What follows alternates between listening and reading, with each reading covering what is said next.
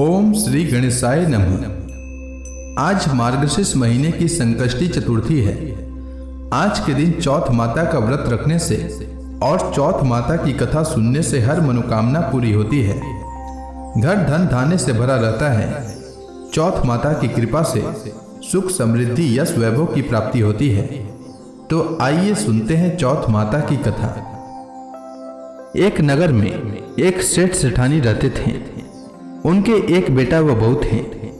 बहू बर्तन साफ कर पानी डालने नीचे जाती तो पड़ोसन पूछती, आज खाने में क्या खाया?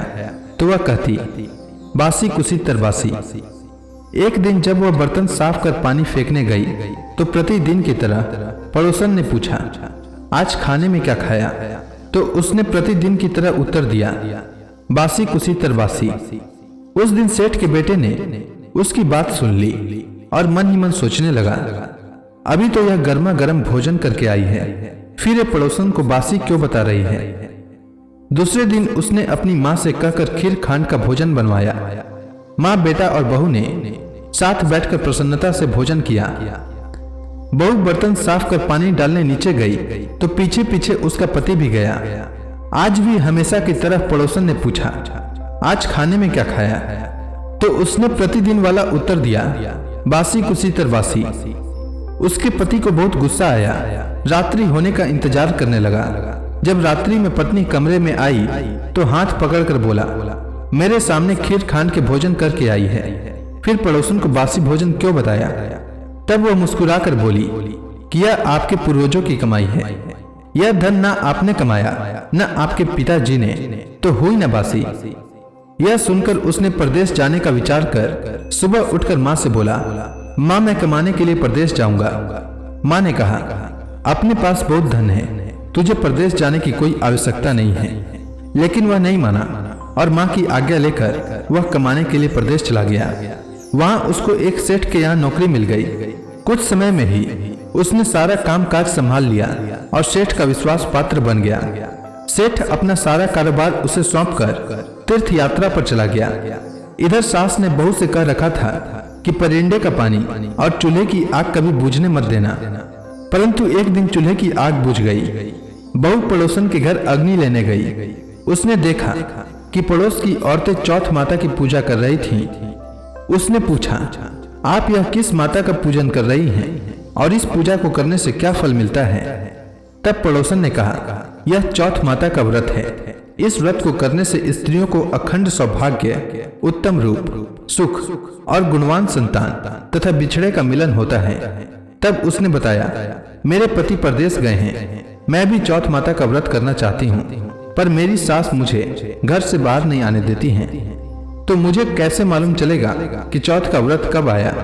तब पड़ोसन ने कहा, बहू, तुम रोजाना एक डिबिया में एक दाना गेहूं रखते जाना। जब 30 दाने हो जाएं, उस दिन चौथ माता का व्रत रख लेना और शाम को चौथ विनायक जी का पूजन कर चंद्रमा को अर्घ देकर फिर खाना खा लेना। साहूकार की बहू को पड़ोसन के कहे अनुसार व्रत करते हुए बहुत समय बीत गए। चौथ माता ने सोचा कि यदि इसकी नहीं सुनी तो मुझे मानेगा कौन। तब चौथ माता ने साहूकार के बेटे को स्वप्न में जाकर कहा कि साहू का बेटा सो रहा है या जाग रहा है। तो उसने कहा, ना सो रहा हूँ और ना जाग रहा हूँ, चिंता में हूँ। इस पर चौथ माता ने कहा, चिंता छोड़ और घर जाकर तेरे परिवार को संभाल। तब साहूकार के बेटे ने कहा, मेरा कारोबार बहुत फैला है। तब चौथ माता बोली, सुबह उठकर स्नान ध्यान से निवृत्त हो, दुकान जाकर चौथ माता का नाम लेकर घी का दीपक जलाकर बैठ जाना। जिसको लेना होगा वह ले जाएगा और जिसको देना होगा वह दे जाएगा। सुबह उसने वैसा ही किया और देखते ही देखते हिसाब हो गया और उसने घर जाने की तैयारी कर ली। घर रवाना हुआ तो रास्ते में एक सांप अपनी 100 वर्ष की आयु पूर्ण करके दाह समाधि लेने जा रहा था। उसने उसको सिसकार दिया। सांप ने गुस्से में कहा, मैं अपनी आयु पूर्ण करके मुक्ति पाने जा रहा था, तूने मुझे टोक दिया, इसलिए अब मैं तुझे डसूंगा।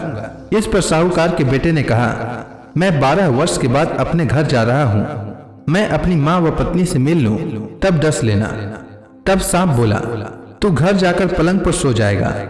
तब उसने कहा, मैं अपनी पत्नी की चोटी लटका दूंगा, उस पर चढ़कर डस लेना। घर पहुंचा तो वह उदास था। बेटा कुछ बोला नहीं, लेकिन उसकी पत्नी होशियार थी। सब बात पता करके उसके कमरे की एक सीढ़ी पर दूध, दूसरी पर चूरमा, तीसरी पर बालू रेत, इत्र और फूल आदि रखकर चौथ माता से प्रार्थना की, हे चौथ माता, मेरे पति के प्राणों की रक्षा करना। अर्धरात्रि में सांप आया और दूध पिया, चूरमे व बालू मिट्टी में किलोले करा। फिर बोला, साहूकार के बेटे की बहू सुख तो बहुत दिया, पर वचनों का बंधा हूँ, डसूंगा तो जरूर। तब चौथ विंदायक जी ने सोचा, इसकी रक्षा तो करनी चाहिए। तब चौथ माता तलवार बनी और विंदायक जी ढाल बने और सांप के टुकड़े हो गए। सांप की पूंछ का टुकड़ा उसकी जुत्ती में जाकर गिर गया। सांप ने सोचा, डसूंगा तो जरूर। तब उसकी पत्नी रोज कीड़ी को आटा डालती थी। तब सब कीड़ियों ने मिलकर उसकी पूंछ को खोखला कर दिया। साहूकार के बेटे को नींद नहीं आ रही थी। वह अपनी पत्नी के साथ चौपड़ पासा खेलने लगा। सुबह देर तक जब बेटे बहू नहीं उठे तो साहूकारनी जगाने गई तो सीढ़ियों पर खून ही खून देखकर जोर जोर से रोने लगी कि मेरा बेटा बहू को किसी ने मार दिया।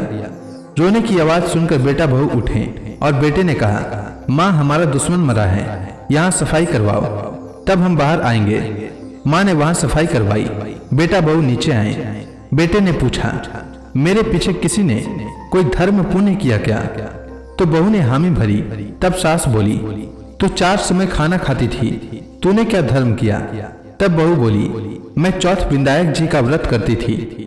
एक समय का खाना पानी वाली को देती, दूसरी बार का गाय के बछड़े को, तीसरी बार का जमीन में गाड़ देती और चौथी बार का चांद को अर्घ देकर स्वयं खा लेती। मैंने बनिए की दुकान से पूजा का सामान मंगवाया, उसका हिसाब कर देना। सास ने पानी वाली से पूछा तो उसने कहा, महीने की हर चौथ को मुझे खाना देती थी। बछड़े के मुंह से फूल गिरने लगे। जमीन में खोदा तो सोने के चक्र मिले। बनिए से पूछा तो उसने अपना हिसाब बताया। फिर बहू ने कहा, अब चौथ का उद्यापन करना है। सास बहू ने चौथ माता का उद्यापन धूमधाम से किया और सारी नगरी में कहलवा दिया कि सब कोई चौथ माता का व्रत करना। साल की 13 चौथ करना, 13 नहीं तो 4 करना, 4 नहीं तो 2 चौथ माता का व्रत तो अवश्य ही करना चाहिए। हे चौथ माता, जिस प्रकार आप साहूकार की बहू पर प्रसन्न हुई, वैसे ही सब पर होना और सबकी मनोकामना पूर्ण करना। तो प्रेम से बोली चौथ माता की जय।